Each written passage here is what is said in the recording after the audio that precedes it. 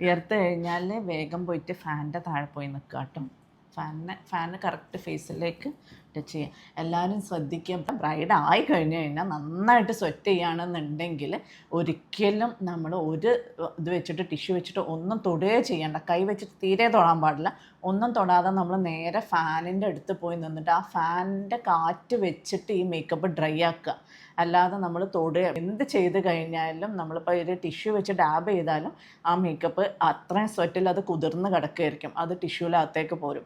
അതിന് പകരം നമ്മൾ ഫാനിൻ്റെ മുന്നിൽ പോയി നിന്നിട്ട് അത് അങ്ങനെ ഡ്രൈ ചെയ്യാന്നുണ്ടെങ്കിൽ ആ മേക്കപ്പ് ഇളകി പോവില്ല, അത് അതേപോലെ തന്നെ നിൽക്കും. അതുകൊണ്ട് എല്ലാവരും ശ്രദ്ധിക്കുക, ഒന്നെങ്കിൽ ഫാന് വെക്കുക. ഇനി ഫാന് കയ്യിലില്ല എന്നുണ്ടെങ്കിൽ ഏതെങ്കിലും ഒരു ഫാനിൻ്റെ മുന്നിൽ പോയി നിന്നിട്ട് അത് സെറ്റ് ചെയ്തെടുക്കാൻ നോക്കുക. മേക്കപ്പ് എന്നിട്ടൊന്ന് സെറ്റായതിന് ശേഷം മാത്രം നമ്മൾ ഒന്നത് ഡാബ് ചെയ്തിട്ട് സെറ്റ് ചെയ്ത് കൊടുത്താൽ മതി. അല്ലാതെ ഈ നനവോട് കൂടിയിട്ട് നമ്മൾ ഒരിക്കലും ടിഷ്യൂ വെച്ചിട്ട് ഡാബ് ചെയ്യരുത്.